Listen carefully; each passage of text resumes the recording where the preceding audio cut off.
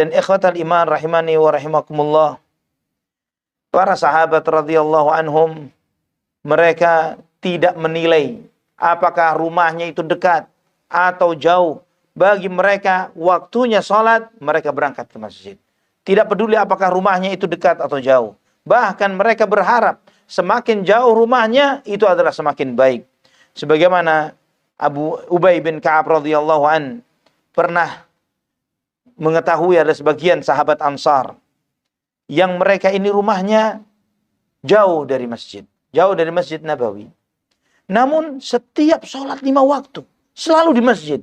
Ini Masjid Nabawi di zaman Nabi SAW, bukan di zaman kita.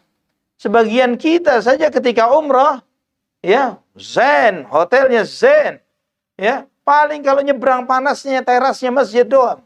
Itu pun mikir berkali-kali ketika waktu sholat, bahkan seringkali malah jamaah atau sholat di kamar. Ya, sebagian kita seperti itu, padahal cuma berapa hari. Ini sahabat radhiyallahu anhum, ini rumahnya jauh dari masjid. Masjid Nabawi di zaman itu, bukan di zaman Rasulullah SAW, bukan di zaman kita sekarang.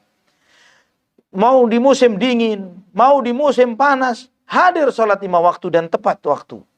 Maka ditanya, disampaikan kepada beliau, "Lau ishtaraita himaran litarkabuhu fi dhulma wa fi ramda."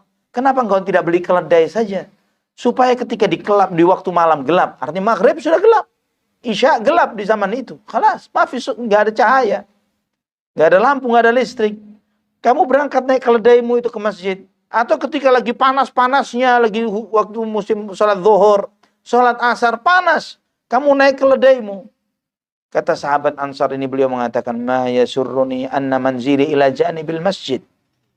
Wa inni uridu an yuktaba li mamshaya ila masjid wa ruju'i idza raja'tu ila ahli." Enggak ada yang lebih aku cintai melebihi tempatku sekarang, rumahku yang jauh dari masjid. Andai kata aku punya kesempatan punya rumah di sebelah masjid, itu tidak akan membuat diriku senang, kata beliau. Aku berharap Allah Subhanahu wa ta'ala mencatat setiap langkahku ke masjid dan pulang dari masjid ini. Maka Nabi sallallahu alaihi wasallam mendengar hal itu, beliau bersabda, "Qad jama'allahu laka dzalika kullahu."